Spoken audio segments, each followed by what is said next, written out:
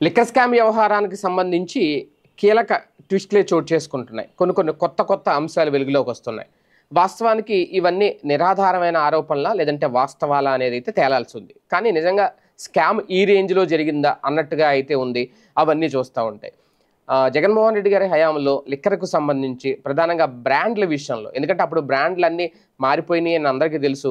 అప్పటి వరకు ఉన్న బ్రాండ్‌లను మార్చేశారు. అయితే ఆ బ్రాండ్‌లను మార్చే సమయంలో జరిగిన కుంభకోణం, ఒక రకంగా ఆ బ్రాండ్లను మార్చే టైంలో చేతులు మారిన ముడుపులు, ఈ అంశాలే ఇప్పుడు తెర మీదకి వస్తున్నాయి. ఇమిటేషన్ బ్రాండ్లతో భారీ దోపిడీ చేశారట అప్పట్లో జగన్మోహన్ రెడ్డి గారి హయాంలో. అంటే కొన్ని బ్రాండ్లని పేర్లు మార్చేసి, అంటే ఆ పేర్లకు దగ్గరగా ఉన్న పేర్లు చాలా ఎగ్జాంపుల్సే చెప్పుకొచ్చారు. ఇప్పుడు పైపర్ ప్రీమియర్ విస్కీ అనేది ఒకటి ఉంటుందట, చాలా ఫేమస్ బ్రాండ్.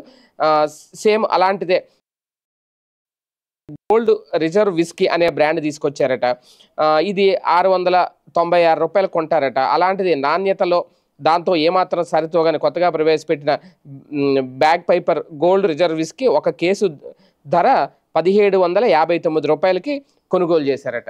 ఇలాగా అసలైన బ్రాండ్ ధరకు దాని స్థానంలో మోసపూరితంగా ప్రవేశపెట్టిన ఇమిటేషన్ బ్రాండ్ మధ్య ఒక్కో కేసుకి ధరలో ఏకంగా రూ. 1000కు పైగా వ్యత్యాసం ఉంది అనేది. అలాగా ఆ వ్యత్యాసం చూపించిన డబ్బంతా కూడా ఎక్కడికి వెళ్ళింది, ఎవరి ఖాతాలోకి వెళ్ళింది అనేది. అవే ముడుపులంటే, కమిషన్స్ ఒక రకంగా చెప్పాలంటే.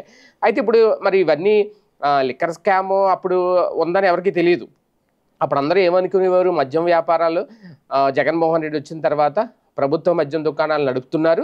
ఈ ప్రభుత్వ మద్యం దుకాణాలు నడపడం వల్ల మద్యపాన నిషేధం దిశగా అడుగులు వేయడానికి బ్రాండ్లు పేర్లు మార్చారు, ధరలు పెంచారు. ఇది కాదు అప్పుడు వైసీపీ ప్రభుత్వం చెప్పింది. కానీ ఇప్పుడు ఇవన్నీ చూస్తూ ఉంటే మరి అవన్నీ అబద్ధాలా? నిజంగా ప్రభుత్వ మద్యం దుకాణాలు నడిపి డిస్టిలరీల దగ్గర నుంచి ఇలాగ వేల కోట్ల రూపాయలు నొక్కేశారా అనేది ఖచ్చితంగా ప్రజల మైండ్లో ఒక అనుమానం అయితే రేజ్ అవుతుంది. అది ఎప్పుడు క్లియర్ అవుతుంది అంటే, ఇదేం నిజం కాదు, వాస్తవం రేపొద్దున కోర్టులో తేలితే నిజం అవుతుంది.